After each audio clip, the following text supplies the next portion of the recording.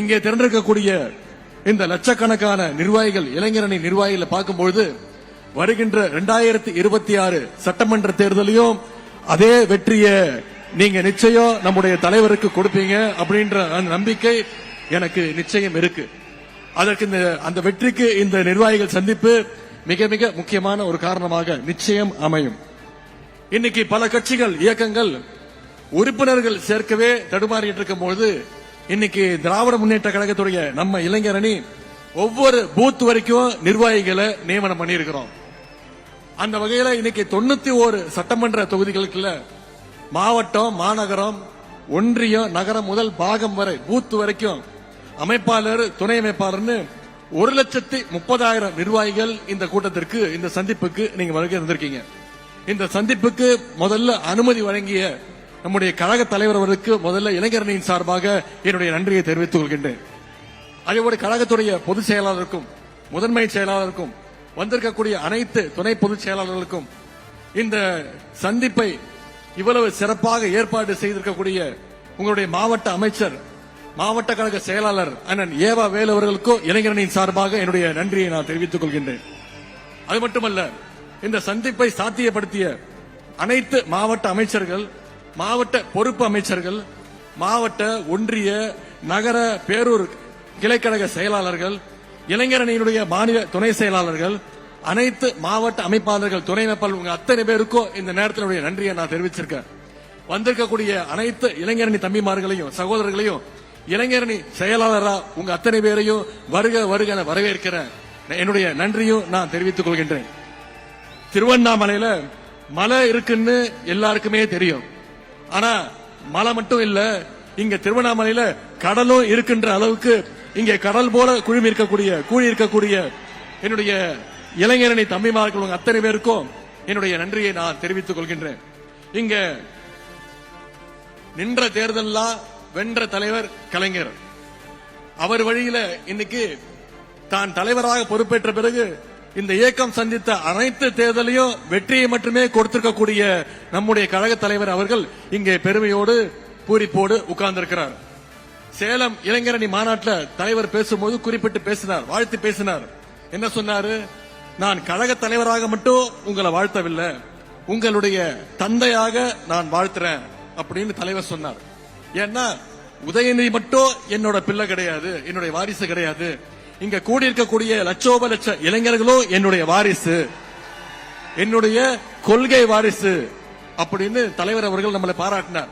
அப்படிப்பட்ட கொள்கை வாரிசுகளாக நாம இங்க எழுச்சியோடு கூடியிருக்கின்றோம். இன்னைக்கு மாநாடுன்னா பல கட்சிகள்ல ஆயிரக்கணக்கில் கூட இல்ல, 100 கணக்கில் இளைஞர்களை திரட்டுறது அவ்வளவு பெரிய விஷயம், சாதாரண விஷயம் கிடையாது. ஆனா நம்முடைய கழகத்துல மட்டும்தான் இளைஞரணி நிர்வாகிகளையே கிட்டத்தட்ட ஒரு மாநாடு போல நாம இங்க கூட்டியிருக்கிறோம். இந்தியாவிலேயே வேற எந்த இயக்கமும் செய்யாத சாதனையை நாம செஞ்சு காட்டியிருக்கின்றோம். இது ஏதோ கணக்கு காட்டுவதற்காக கூட்டப்பட்ட கூட்டம் கிடையாது. நம்முடைய எதிரிகள் போடுகின்ற தப்பு கணக்க சுக்குநூறாக உடைக்கின்ற கூட்டம் இங்க வந்திருக்கக்கூடிய இளைஞரணி கூட்டம், கொள்கை கூட்டம்.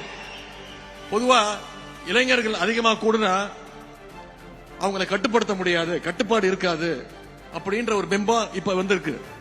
காட்டாற்று வெள்ளம் மாதிரி போயிட்டே இருப்பாங்க, யாரும் கண்ட்ரோல்ல இருக்க மாட்டாங்க அப்படின்ற ஒரு பிம்பம் இன்னைக்கு இருக்கு. அவங்களை யாரும் கட்டுப்படுத்த முடியாதுன்னு சொல்லுவாங்க.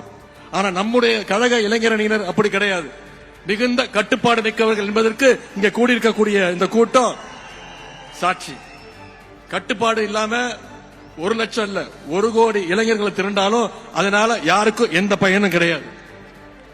அப்படிப்பட்ட கட்டுப்பாடு இல்லாத கூட்டத்தை வச்சுக்கிட்டு யாராலையும் எதையும் சாதிக்கவும் முடியாது. ஆனா உங்களை மாதிரி கட்டுப்பாடோடு இருக்கக்கூடிய இந்த கூட்டம், கொள்கை கூட்டம், கழகத்திற்கு மட்டுமல்ல இன்னைக்கு ஒட்டுமொத்த தமிழ்நாட்டுக்குமே மிகப்பெரிய ஒரு பலம்னு என்னால உறுதியாக சொல்ல முடியும். மற்ற இயக்கத்துல எல்லாம் தொண்டர்கள் இருப்பாங்க, நிர்வாகிகள் இருப்பாங்க, தலைவர்கள் இருப்பாங்க, பொறுப்பாளர் இருப்பாங்க. ஆனா திமுகவில் மட்டும்தான் உண்மையான அன்போட உடன்பரப்பேன்னு கூப்பிடுற கூட்டம் நம்முடைய திமுகவில் மட்டும்தான் இருக்கு. இன்னைக்கு நம்முடைய திராவிட முன்னேற்ற கழகம் 75 ஆண்டுகளை கடந்து 76வது ஆண்டுல நாம நடைபோட்டு கொண்டிருக்கோம். இந்த 75 ஆண்டுகள்ல உடன்பிறப்புகள் சிறைகளுக்கு போயிருக்காங்க, சித்திரவதைகளை அனுபவிச்சிருக்கிறாங்க, ஏன் மொழிக்காக தன்னுடைய உயிரையே தியாகம் பண்ணி இருக்கிறாங்க. ஆனா நம்முடைய உடன்பிறப்புகளாக இருக்கட்டும், இளைஞரணி தம்பிகளாக இருக்கட்டும், எந்த நேரத்திலையும் களத்திலிருந்து பின்வாங்கியது கிடையாது. ஆதிக்கத்துக்கு அடிபணிஞ்சதுக்கு நிச்சயம் கிடையாது. எந்த நேரத்திலையும் சுயமரியாதையை விட்டு கொடுத்தது கிடையாது. அப்படிப்பட்ட திமுக இன்னைக்கு சில பேர் மிரட்டி பாக்குறாங்க.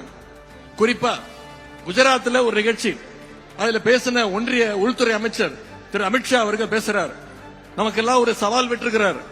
பீகார்ல நாங்க வெற்றி பெற்றுட்டோம், அடுத்து எங்களுடைய இலக்கு தமிழ்நாடு, அடுத்து எங்களுடைய டார்கெட் தமிழ்நாடுன்னு ஒன்றிய உள்துறை அமைச்சர் திரு அமித்ஷா அவர்கள் பேசுறார்.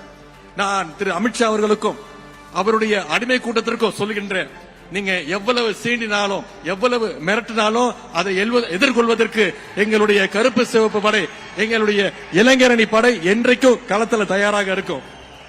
பேரறிஞர் அண்ணா அவர்கள் 1949 நம்முடைய இயக்கத்தை கட்சியை ஆரம்பிக்கும் போது சொல்லிட்டு தான் ஆரம்பிச்சாரு. என்ன சொன்னாரு? டெல்லியினுடைய ஆதிக்கத்தை எதிர்க்கத்தான் நாங்க வரோம்னு சொல்லிட்டு தான் கருப்பு சிவப்பு கொடியை ஏத்தினார் பேரறிஞர் அண்ணா அவர்கள். அன்னைக்கு ஆரம்பிச்சு இன்னைக்கு வரைக்கும் தமிழ்நாட்டை காப்பாற்றுவதற்கான அந்த போர்க்களத்துல திராவிட முன்னேற்ற கழகம் என்னைக்குமே முன்வரிசையில் இருந்திருக்கு. இந்த போர்க்களத்துல எதிரிகள் தான் மாறி மாறி வந்திருக்காங்களே தவிர திராவிட முன்னேற்ற கழகம் என்னைக்குமே அதே வலிமையோடு இன்னைக்கு இருந்திருக்கு. ஏன்னா நம்முடைய முதலமைச்சர் அவர்கள் ஏற்கனவே சொன்ன மாதிரி தமிழ்நாடு என்னைக்குமே டெல்லிக்கு அவுட் ஆஃப் கண்ட்ரோல் தான். அப்படிப்பட்ட நம்மளை பார்த்து தயாராக இருங்க. நாங்க தமிழ்நாட்டுக்கு திராவிட முன்னேற்ற கழகம் ஏதோ ஆட்சி அதிகாரத்துக்கு வரணும், பதவியை தக்க வச்சுக்கணும்னு உருவாக்கப்பட்ட இயக்கம் கிடையாது. இது தமிழ்நாட்டு மக்களை, தமிழினத்தை காப்பாற்றுறதுக்காக துவங்கப்பட்ட இயக்கம்.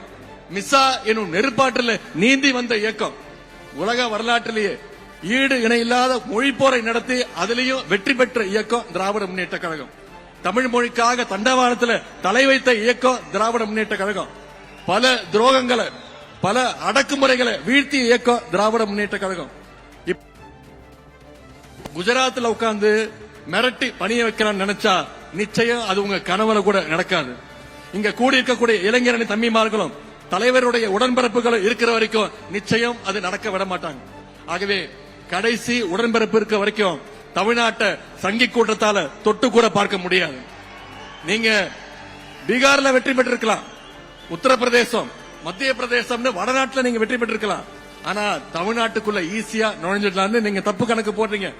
ஏன்னா நிச்சயம் நடக்காது. ஏன்னா தமிழ்நாட்டுக்குன்னு ஒரு தனித்துவம் இருக்கு. தந்தை பெரியார் அப்படிங்கிற கொள்கை நெருப்பு தமிழ்நாட்டை என்னைக்கும் சுற்றி நின்று காப்பாத்திட்டு இருக்கு. பேரறிஞர் அண்ணா, டாக்டர் கலைஞர் அவர்களும் அவங்க இன்றைக்கும் உணர்வாக இருந்து நம்முடைய தமிழ்நாட்டை வழி நடத்திட்டு இருக்கிறாங்க. ஜனநாயகத்தை பாதுகாக்க தன்னுடைய 23 வயசுல மிசா கொடுமைகளை எதிர்கொண்ட கழக தலைவர் அவர்கள் நம்மை வழிநடத்த இன்றைக்கு இங்க இருக்கிறாங்க. பாஜக அப்படின்றது மதம் பிடிச்சு ஓடுற யானை அப்படின்னு நாம நினைச்சிட்டு இருக்கோம். ஆனா அந்த யானையை அடக்கிற அங்குசம் இதோ இங்க இருக்கக்கூடிய நம்முடைய கழக தலைவர் முத்துவேல் கருணாநிதி ஸ்டாலின் அவருடைய கைகளில் நிச்சயம் இருக்கு.